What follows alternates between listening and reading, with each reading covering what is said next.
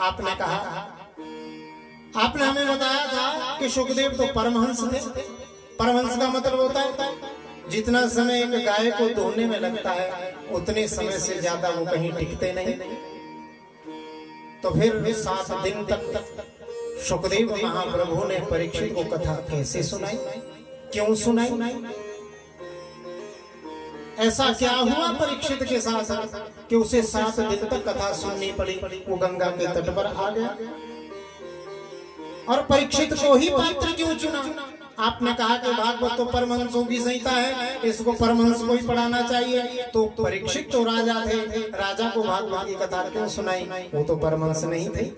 तो बंधुओं, अब सूत जी ने सुनाई कथा कि अब मैं तुम्हें परीक्षित के जन्म, कर्म और मोक्ष की कथा सुनाता हूँ। और याद रखना बंधुओं, जहाँ पर महाभारत समाप्त होती है वहां से भागवत प्रारंभ होती है। सूत जी महाराज कहते हैं कि शौनकादि ऋषियों के यदा मृधे कौरवसृञ्जयाना वीरेश्वतो वीरगतिं गतेषु मृकोदरा वेद गदाभिमर्शा भग्नोर्दण्डे धृतराष्ट्रपुत्रे। शिवरंजन कहा बड़े भाव के साथ कि यदा मृधे कौरवसृञ्जयाना, जब महाभारत का युद्ध समाप्त होने वाला था, अंतिम युद्ध किसमें हुआ, भीम और बोलो दुर्योधन के बीच में अंतिम युद्ध हुआ। इस युद्ध का परिणाम इन दो के युद्ध से ही निकलना था, क्योंकि भीम ने प्रतिज्ञा कर रखी थी, भीम जी महाराज ने, कि जिस जंगा पर बैठने के लिए दुर्योधन तूने मेरी पत्नी द्रौपदी को आमंत्रित किया है, युद्ध में मैं उस जंगा को तोड़ दूंगा। घोर घनघोर युद्ध दोनों के बीच में हुआ और अपनी प्रतिज्ञा के अनुसार आज भीम जी महाराज ने दुर्योधन के भग्नो उरुदंडे धृतराष्ट्रपुत्रे, उसका उरुदंड, उसकी जंघा तोड़ दी। करा रहा है धरती पर लेटा लेटा, चिल्ला रहा है, मन में सोच रहा है, मन में ये भाव कर रहा है आज दुर्योधन पूरे जीवन भर जिसने कुचक्र रचे अपने भाइयों को मरवाने के लिए, ऐसा नहीं सोचना। देखो कुछ लोग कहते हैं हमसे कि महाराज महाभारत घर में नहीं रखनी, तो घर में भी महाभारत हो जाएगा, ऐसा नहीं। और हम तो ये कहते हैं कि प्रतिदिन घर में महाभारत पढ़ो, महाभारत नहीं होगा कभी। जो आज की विडंबना चली है ना, ये भाई भाई भाई, एक भाई सोचता है कि मेरे को मिलता, दूसरा सोचता है मेरे को मिलता है। क्या करेंगे इतने धन का, पैसे का साथ तो नहीं ले जानी गठड़ी बांध के। कुछ लोग हमसे कहते हैं कि आपकी तो ब्यास ब्यास में मजे हैं जी, पैसा खूब चढ़ता है? बोलने के लिए तो आप बड़ा धन का बखान करते रहे। हम उनसे कहते हैं मैं हमने मांगा थोड़ा ना कि तुम ब्यास पीठ पे चढ़ाओ। अरे छोड़ के जाना तो अपने दुर्गुण छोड़ के जाओ। हमने नहीं मांगा कभी किसी से, या हमने नहीं कभी किसी से कहा कि हमें इतनी दक्षिणा दो, या हम यहाँ इस व्यास पीठ से बैठ के बोलते हैं किसी को कि यहाँ पैसा चढ़ाओ। हमने नहीं कहा कभी किसी से। और हम तो ये कहते हैं कि मत चढ़ाओ, नहीं चढ़ाना चाहिए, अपने दुर्गुण छोड़ के जाओ यार। ये भाई भाई की लड़ाइयाँ, आपस में भाई बहन की लड़ाइयाँ, मैं नाम नहीं लूंगा, बहुत ऐसे स्थान देखे, इतना पैसा धन आ गया, कहाँ से आ गया, आप सब समझ रहे बात को। मेरा भी हिस्सा था, बहन कहती है, भाई कहता नहीं मेरा ज्यादा था, तेने तो नाम कटा दिया था, तेने वैसा कर दिया था। भाई और बहन में नहीं बन गए, क्या करेंगे इतना पैसे का? रिश्ते तो खरीद नहीं पा रहे, रिश्ते तो बचा नहीं पा रहे। एक कहता है कि मेरा है, एक कहता है मेरा है। कोई होता है ऐसा साधु आदमी के तेरा है, तू ही रख, तू खुश रह।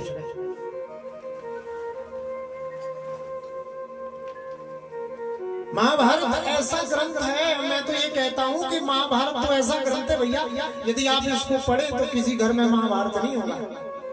आपको पता लगेगा कि भाई भाई में गलतियां क्या होती है, कैसी होती है, किसकी होती है, किन बातों से घर में लड़ाइयां होती है। ऐसी कथाएं हैं, ऐसे दृष्टांत है महाभारत में।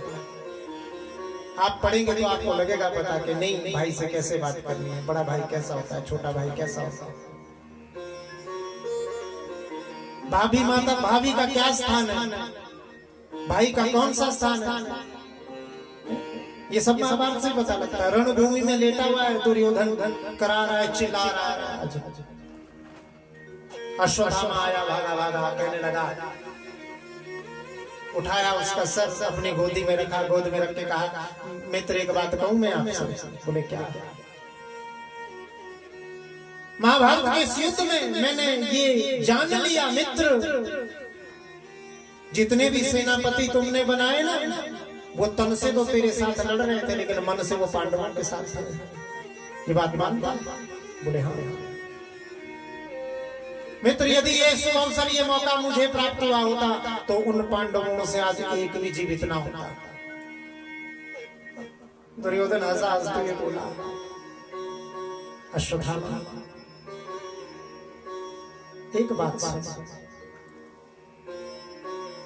पांचों को तो छोड़ दे, मेरा मन तो ये कह रहा है कि हम 100 भाई थे, एक भी जिंदा नहीं रहा। कितने भाई थे? और याद रखना, शायद आपको पता ना, पता भी होगा क्योंकि कथाएं तो होती रहती है, सुनते ही रहते हैं। कौरवों के जो दुर्योधन के 100 के 100 भाई थे, सहित दुर्योधन अकेले भीम ने मारे। अकेले भीम ने 100 के 100 का वध किया। अंत में ये दुर्योधन कह रहा है, कराता हुआ अपने मित्र से, मुझे ज्यादा की नहीं चिंता, एक भी मर जाता ना बहुत मन को तसल्ली होती। हम 100 भाई थे, सब समाप्त हो गए, वो 5 भाई थे, एक भी नहीं मरा। एक भी मर जाता तो मेरे मन को कुछ तसल्ली होती, मेरे मन को कुछ प्रसन्नता होती, मैं खुशी खुशी मर सकता। बोलो गोविंद भगवान की। मृत्यु के क्षणों में भी दुर्योधन क्या सोच रहा है कि कोई एक भी मर जाता, मृत्यु के निकट क्षणों में सोच रहा है कि मेरे शत्रु जो पांडव है, क्योंकि मार कर किसी एक का, 5 का यदि सर काट के ले आता तो आधा राज्य में उसे दे देता। इस प्रकार कह रहा है दुर्योधन कराता हुआ, और यही बात बार बार भी दोहरा रहा है। और याद रखना बंधु, मोह का इससे बड़ा उदाहरण नहीं मिल सकता। यही तो मोह, प्राणांत के निकट क्षणों में भी मोह नहीं छूटता। उसका मोह अपने राज्य से है, धन से है, संपत्ति से है। ये सोचता है कि मैं नहीं भोग पा रहा तो पांडव भी नहीं भोगे। और इसी भाव को गोस्वामी तुलसी बाबा भी बता रहे हैं कि मोह भूल बहु शूल प्रद, त्याग हूं तम अभिमान। कि जो मोह होता है ना, मोह शूल प्रद, ये जो मोह होता है ना, ये मीठा मीठा दर्द देता है, शूल की तरह चुभता है, मीठा दर्द देता है। त्याग उत्तम अभिमान। और याद रखना, सभी जीवों की, हम सभी की यही दशा है। पूरे जीवन भर भगवान का नाम नहीं लिया, अंत समय में सोचते हैं कि बोल तो रखा है कि अंत में भगवान का नाम लेंगे तो बहुत से पार हो जाएंगे। याद रखना, पूरे जीवन भर जो काम किया होगा ना, अंत में वही याद आएगा, उससे बाद कुछ और याद आएगा ही नहीं। बहुत से ऐसे लोग हमने देखे हमारा, अंतिम क्षणों में हम कहते हैं राम राम बोलो, निकलता ही नहीं जुबान से। अभी लिया थोड़ी देर पहले, क्या लिया जो तू बोल रहा है? अंतिम क्षणों में यही होता है। और जिसका अंत में भी तेरा मेरा नहीं छूटता, वास्तव में सोचना बंधु, वास्तव में वही दुर्योधन है महाराज, वही दुर्योधन है। अश्वत्थामा कहने लगा, मित्र मैं ये काम करके दूंगा तेरे को, मैं मार के लाऊंगा पांडवों को। अपनी तलवार उठाई, धनुष बाण उठाया, जहां पर शिविर में पांडव लेटते थे वहां पर जाने का प्रयास करने लगा। लेकिन बंधु, जिसके साथ भगवान है, परमात्मा जिसकी रक्षा में है, तो परमात्मा तो उसका साथ देते हैं ना, रक्षा तो उसकी करते हैं ना। रक्षा करने के लिए आज पांडवों से कहा, तुम थक नहीं गए युद्ध करके? हाँ केशव। तुम उनको थोड़ी शांति चाहते? हाँ केशव। चलो जमुना विहार के लिए चलते। जमुना विहार के लिए अपने शिविर से भगवान पांडवों को लेकर चले गए। लेकिन जिस शैया पर पांडव प्रतिदिन लेटते थे, उस शैया पे आकर पांडवों के 5 पुत्र आकर लेट गए। पुत्र लेट गए। देखो, भगवान को ये पता था कि ये होने वाला है, लेकिन भगवान ने क्या किया? कुछ बचाने का प्रयास किया? नहीं। क्योंकि बंधुओं, जिस दिन ये मौत की शहजादी आती है ना, उस दिन ना सोना काम आता है, ना उस दिन चांदी काम आती है। सज धज कर जिस दिन मौत की शहजादी आएगी, न सोना काम आएगा, न चांदी आएगी। बड़ा प्यारा भाव है, मेरा मन कर रहा है मैं गा के सुनाऊं। सज धज कर जिस दिन मौत की शहजादी आएगी, सज धज कर जिस दिन मौत की शहजादी आएगी, नींद भी भागेगी, न सोना काम आएगा, न चांदी आएगी, सोना काम आएगा, न चांदी आएगी। सज धज कर जिस दिन मौत की शहजादी आएगी, सज धज कर जिस दिन मौत की शहजादी आएगी, न सोना काम आएगा, न चांदी आएगी, न सोना काम आएगा, न चांदी आएगी। भाव के साथ तालियां बजाओ। निद्रा भी भागेगी।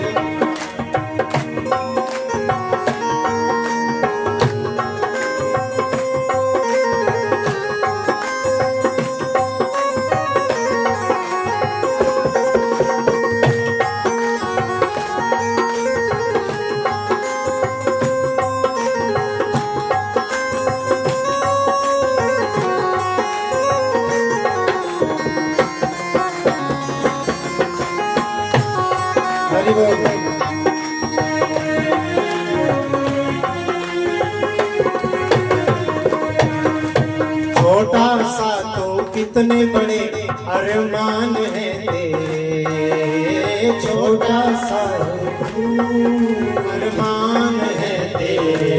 हाँ, छोटा सा तो कितने बड़े अरमान है तेरे, छोटा सा तो कितने बड़े अरमान है तेरे। है मिट्टी का तो सोने के सामान है तेरे, मिट्टी का तो सोने के सामान है तेरे, मिट्टी का तो सोने के सामान है तेरे, मिट्टी का तो सोने के सामान। सुनो, मिट्टी की काया मिट्टी में जिस दिन समाएगी, मिट्टी की काया मिट्टी में जिस दिन समाएगी, न सोना काम आएगा, न चांदी आएगी, न सोना काम आएगा, न चांदी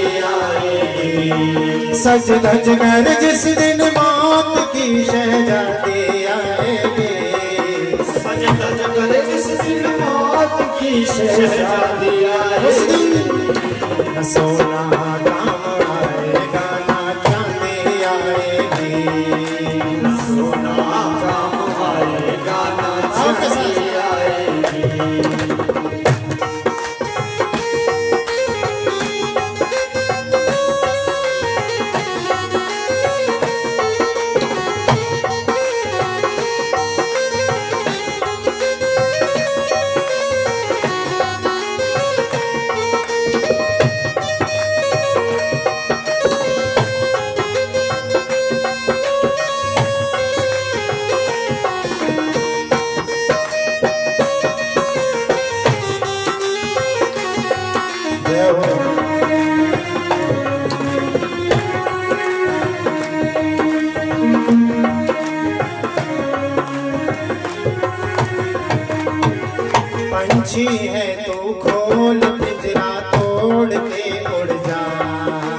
पंछी है तो खोल पिंजरा तोड़ के उड़ जा। हाँ पंछी है तो खोल पिंजरा तोड़ के उड़ जा। पंछी है तो खोल पिंजरा तोड़ के उड़ जा। ये माया महल के सारे बंधन तोड़ के उड़ जा। माया महल के सारे बंधन तोड़ के उड़ जा। दिल की धड़कन पर मौत जिस दिन गुनगुनाएगी, दिल की धड़कन पर मौत जिस दिन गुनगुनाएगी, न सोना काम आएगा न चांदी आएगी, न सोना काम आएगा न चांदी आएगी। सज धज कर जिस दिन मौत की शहजादी आएगी, सज धज कर जिस दिन मौत की शहजादी आएगी, न सोना काम आएगा न चांदी आएगी, न सोना काम आएगा न चांदी आएगी, न सोना काम आएगा न चांदी आएगी, सोना काम आएगा न चांदी आएगी। हरे राम हरे राम राम राम हरे हरे हरे यही नहीं सकता। राम राम हरे हरे हरे कृष्णा कृष्ण कृष्णा हरे हरे, हरे कृष्णा कृष्ण कृष्णा हरे हरे, हरे राम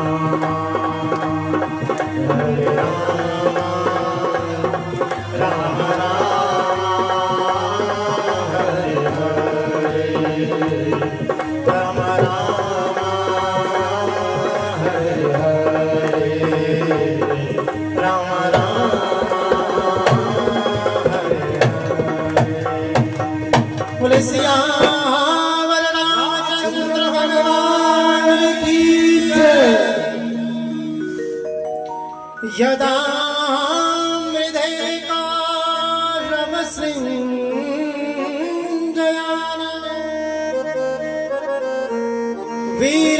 वीरेश्वतो वीरगतिं गतेषु मृगोदरा वित्तगदाभिमर्शा भगनोरुदण्डे धृतराष्ट्रपुत्रे। आज ये अश्वत्थामा जहां पर उस द्रौपदी के छोटे बालक लेटे हुए थे, माँ के लिए तो जितना मर्जी बड़ा हो जाए उसके लिए तो बच्चा ही रहेगा ना जी। ऐसा वर्णन आता है कि जैसे अर्जुन पंच पांडव हैं ऐसे बलशाली थे वो, लेकिन आज निहत्थे सोते हुए उन बालकों का इस अश्वत्थामा ने निर्ममता से वध कर दिया। तलवार से उनका सर काटा, और जब सर काट कर रोशनी में आकर देखा तो पैरों तले जमीन खिसक गई। इसने देखा कि ये मुझसे क्या अनर्थ हो गया। मैंने तो पांडवों को मारना था, मेरे हाथों से पांडव पुत्रों का नाश हो गया, वध हो गया। अब अर्जुन मेरे को नहीं छोड़ेगा। लेकिन अपने मित्र दुर्योधन को क्या कहूंगा कि मैं पांडवों को मारने गया था, जो मैंने उसे वचन दिया है उसका भी तो कुछ करना पड़ेगा। तो आज ऐसी हिम्मत इस अश्वत्थामा की बड़ी, 5 पांडवों के उन 5 पुत्रों के सिरों को उठाया, एक चादर में लपेटा, उसकी गठरी बनाई, अपने कंधे पर टांगी और उसे उठाकर पहुंच गया जहां पर दुर्योधन लेटा है। दुर्योधन से कहा, मित्र देख देख, आज मैंने तेरे शत्रुओं का 5 पांडवों का वध कर दिया। मैंने 5 पांडवों का सिर काट कर लाया हूं। दुर्योधन बड़ा खुश हुआ, प्रसन्न हो गया। अच्छा ला पहले मुझे भीम का सर दे। इस भीम ने मेरे 100 भाइयों का वध किया है। मैं भी अर्धमृत अवस्था में यहाँ पर लेटा हुआ हूँ। सबसे पहले मैं भीम का सर फोड़ना चाहूंगा, देखना चाहता हूँ। भीम के पुत्र का सर लिया अश्वत्थामा ने, दुर्योधन के हाथ में दिया। और ऐसा वर्णन आता है महाभारत में, उसने हल्का सा ही उसमें अपना जोर लगाया और हल्के से ही जोर से प्रवाह से हाथों में जैसे कोई पका हुआ फल पिचक जाता है, भीम के पुत्र का वो सर हाथों में फूट गया। भीम ने बड़े भाव के साथ आर्त स्वर में आज दुर्योधन ने कहा, अश्वत्थामा जीवन भर मेरे साथ सभी ने धोखा किया, मुझे सभी ने धोखा दिया। अंत समय में उसको याद आ रहा है अपनी पितामह की। कहने लगा दुर्योधन कि सभी ने मेरे साथ छल किया है, सभी ने मुझे धोखा दिया है। मेरे जितने भी महारथी थे मन से पांडवों के साथ थे, तन से मेरे ही साथ थे, सबने मेरे साथ छल किया है। लेकिन हे गुरु पुत्र, हे गुरु भाई, मुझे तुझसे ये आशा नहीं थी। तूने भी आज अंत समय में, जब मेरी मरणासन में मृत्यु की शैया पे लेटा हूँ, अंत समय में तूने मेरे साथ छल किया। ये पांडवों का सर नहीं, पांडव भीम का सर नहीं, ये किसी और का सर है। बता किसका सर लेकर आया, किसका वध करके लाया है, मुझे ये बता। अश्वत्थामा ने कहा, मित्र जब तक मैं वहां पहुंचा तब तक पांडव वहां से जा चुके थे। मैं उनका पीछा भी करता तो भी मैं उनका कुछ नहीं कर सकता था, क्योंकि वासुदेव श्री कृष्ण उनके साथ थे। वासुदेव श्री कृष्ण उनके साथ थे। मुझसे अनजाने में ये अपराध हो गया मित्र, मैंने पांडव पुत्रों का वध कर दिया, तुमने भीम के पुत्र का सिर फोड़ा है। जैसे ही दुर्योधन ने ये सुना कि मेरे हाथों से अश्वत्थामा पांडव पुत्रों का वध करके आया है और मेरे हाथों में जिसका सर दिया वो भीम का पुत्र था, आंखों से अश्रुपात होने लगा दुर्योधन के और रोते हुए कहने लगा, अरे अश्वत्थामा, ये तूने कैसा क्रूर नीच कर्म कर दिया। ये संसार तुझे कभी क्षमा नहीं करेगा, यहाँ तक के अंत समय में मैं भी तुझे कभी क्षमा नहीं करूंगा। अरे तूने तो उन बालकों को मार के हमारा संपूर्ण कुरुवंश ही नष्ट कर दिया। हमें पिंडदान देने वाला, हमारा तर्पण करने वाला भी नहीं छोड़ा, तूने तो कुरुवंश ही समाप्त कर दिया। आज दुर्योधन ने आंखें बंद की, आंखें बंद करते हुए कहने लगा कि हे प्रत्यक्ष अप्रत्यक्ष समस्त देवताओं, मेरी इस बात को सुनना। मेरा जीवन में यदि बैर रहा तो केवल पांडवों से था, पांडव पुत्रों से मेरा कोई बैर नहीं था, कोई विरोध नहीं था। ना तो मुझे इसका शोक है और ना ही मुझे इसका कोई पश्चाताप है। ये कहते कहते आज दुर्योधन ने अपने प्राणों का परित्याग किया। अब जब अश्वत्थामा को ये लगा कि जो मुझसे पाप हुआ है, मैंने जो पांडव पुत्रों का वध किया है, अब अर्जुन मुझे छोड़ेगा नहीं। इतनी देर में पांडव और द्रौपदी जब वापस शिविर में पहुंचे, वहां पर क्या देखते हैं कि पांडवों के पुत्रों के धड़ तो वहां पड़े हैं, लेकिन शिर गायब है, अदृश्य। और जब ये भयावह दृश्य देखा, कल्पना करना बंधुओं, माता पिता द्रौपदी 5 पांडव जब उस शिविर में पहुंचे होंगे, अपने बालकों के बिना सिर के शरीर देखे होंगे, तो कैसा लगा होगा के माता शिशूनां निधनं सुतानां निशम्य घोरं परितप्यमाना। जैसे ही अपने बालकों का कटा हुआ धड़ देखा, सिर वहां पर नहीं है, पैरों तले द्रौपदी की जमीन खिसक गई। अर्जुन जी महाराज ने, भीम ने, नकुल ने, सहदेव ने, युधिष्ठिर ने जब ये दृश्य देखा, कांप गए 5 पांडव। और अर्जुन ने हाथ में जल लेते हुए संकल्प लिया, द्रौपदी, जिसने ये कुकर्म किया है मैं उसे जीवित नहीं छोड़ूंगा, केशों से बांध कर तेरे सामने उसे मृत्यु का दंड दूंगा। तेरे सामने उसका वध करूंगा। और ये कहते ही वासुदेव कृष्ण को साथ में लिया, वायु वेग से अपने रथ पर सवार हुए। इधर अश्वत्थामा भी आगे आगे भाग रहा था। जब उसके घोड़े थक गए, मूर्छित हो गए, अश्वत्थामा को अब लगा कि अर्जुन मुझे छोड़ेगा नहीं, तो इसने क्या किया, एक तृण हाथ में उठाया, उसे अभिमंत्रित किया और ब्रह्मास्त्र का प्रयोग अर्जुन पर कर दिया। अर्जुन पर जैसे ही ब्रह्मास्त्र का प्रयोग किया, भगवान श्री कृष्ण ने अर्जुन से कहा, अर्जुन ये ब्रह्मास्त्र है और ब्रह्मास्त्र का तोड़ केवल ब्रह्मास्त्र ही है, तुम भी ब्रह्मास्त्र का प्रयोग करो। और जैसे ही ब्रह्मास्त्र का प्रयोग किया, ये शस्त्र आपस में प्रलय की जैसी जब सृष्टि होने लगी, दृष्टि होने लगी, जब ऐसा भय चारों ओर व्याप्त होने लगा, तो व्यास जी महाराज ने आकर दोनों शस्त्रों को शांत किया। और आज अर्जुन ने अश्वत्थामा को केशों से पकड़ा और घसीटते हुए किसके पास ले गया, द्रौपदी के पास। उसके सामने जैसे ही रखा, तो माँ होती है महाराज। जैसे ही उसने देखा कि ये तो साक्षात गुरु ही हैं, क्योंकि अश्वत्थामा द्रोणाचार्य के पुत्र हैं और द्रोणाचार्य पांडवों के गुरु हैं। गुरु का पुत्र गुरु भाई होता है, भ्राता के तुल्य होता है, भाई के समान होता है, गुरु के समान होता है। और जब ऐसा देखा तो आज द्रौपदी से रहा नहीं गया। जो भावना पहले मन में आई थी कि जिसने मेरे बालकों को मारा उसका वध करना है, वो भावना जाती रही। और अश्वत्थामा को देखते ही पूरा मन पसीज गया और अश्वत्थामा को देखते हुए कहने लगी, मुच्यतामेषा ब्राह्मणो नितराम गुरुम।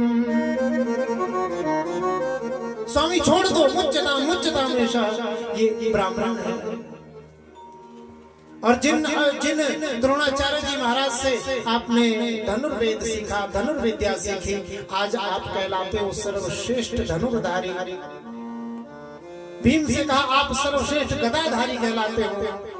युधिष्ठिर से कहा कि आप धर्म को जानने वाले बनते हो, वो केवल उन गुरु की कृपा से है, उन्हीं गुरु की ही कृपा से है और उन गुरु के ही ये पुत्र हैं। वास्तव में आपके भाई के तुल्य है, इसे मारना नहीं, छोड़ दो इसको, मुझता।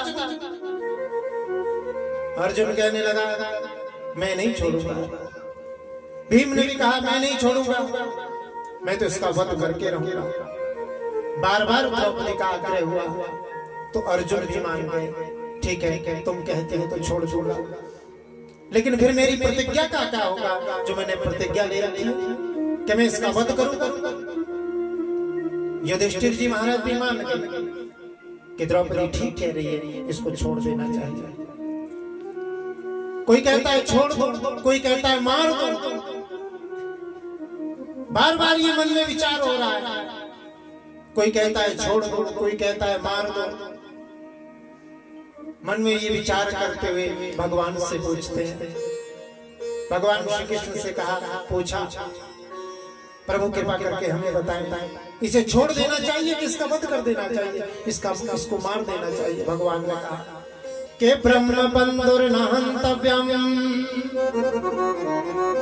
आततायि वदार्हणा मयि वो भई मामनान्तं परिपाह्य अनुशासनम्।